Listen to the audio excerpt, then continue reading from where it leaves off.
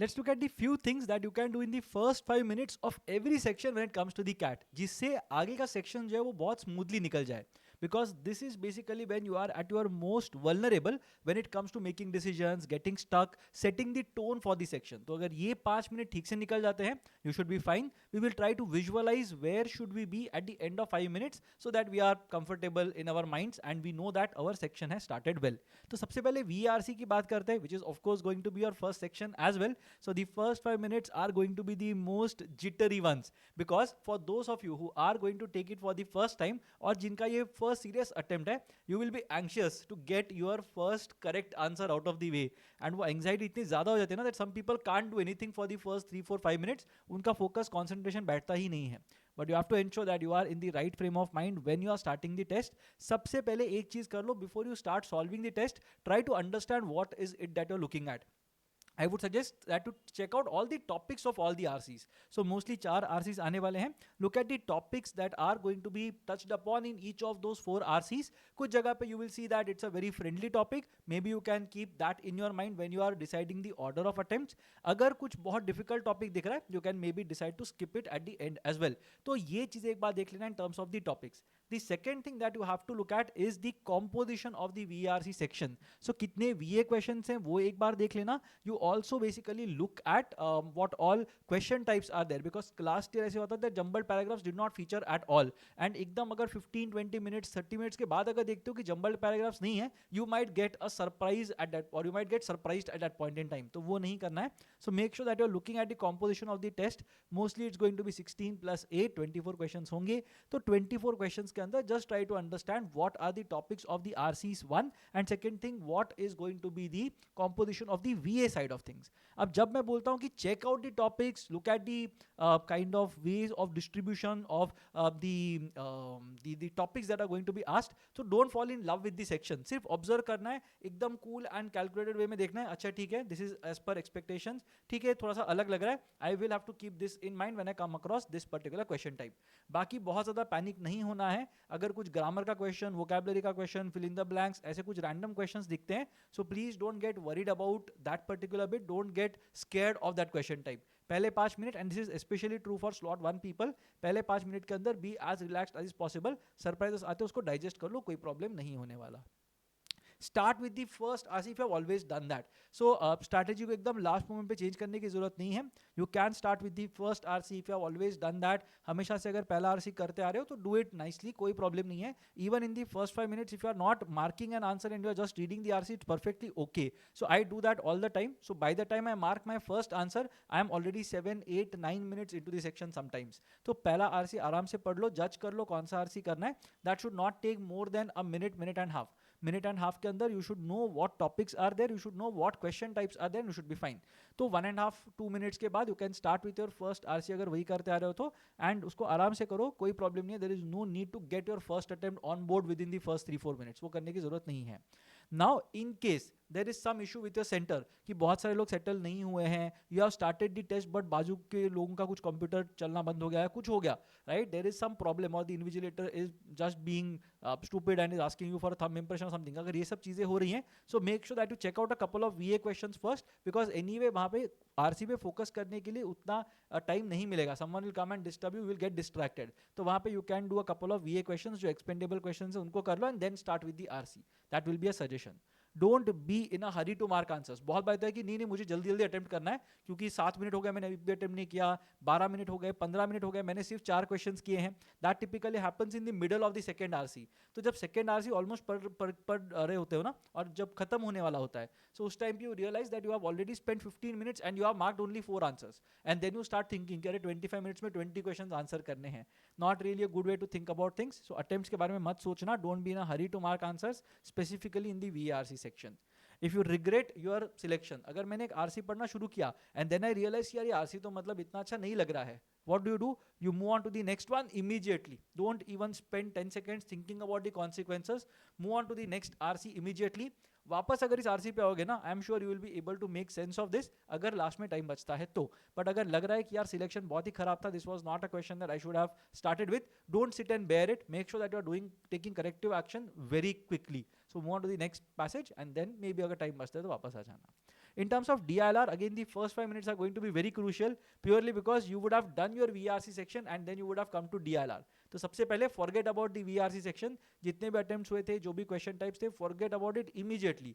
DI में जैसे ही अंदर आओगे, you should not even be able to recollect the passage के topics. उतना मतलब पूरा का पूरा you have to start from scratch. Take a deep breath, maybe 30 seconds, आराम से बैठो, close your eyes, rest your eyes थोड़ा सा, drink a couple of sips of water and then you start with your DILR section. सबसे पहले क्या करना है, check out all the sets, look for how many questions are there in a particular set, किस type के sets दिख रहे हैं, कितना information है, ये सारी चीजें देखनी है अपने को. So ये parameters पे just try to judge the sets that are there. Again, this should not take more than a couple of minutes. Don't fall in love with the set, don't start solving the set simply because you have understood it. ये नहीं करना है अपने को. We have to keep our composure.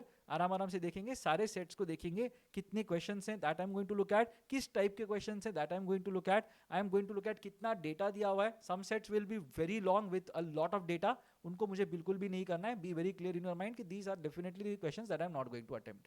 And familiarity, कुछ अगर familiar set दिखता है तो वो वाली चीजें देख लेना. I have another video on DILR set selection, so do watch it. It's one of the previous 2 or 3 videos, so you will be able to find it. तो वो वाला वीडियो एक बार देख लेना. I will also link it in the description box below. Do have a look at that video so as to improve your set selection अगर अभी तक कोई strategy नहीं है तो.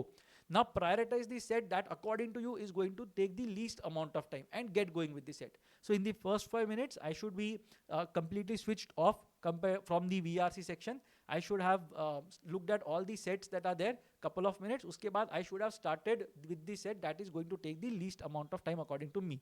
अब यहाँ पे if you get stuck in set 1, अगर set 1 कर रहे हो and you thought it was going to be very easy, you started, but after 2 or 3 or 4 or 5 minutes you realize that ये कहीं पे जा नहीं रहा है set, I have made some mistake somewhere, या फिर I don't think I can go anywhere beyond this particular thing.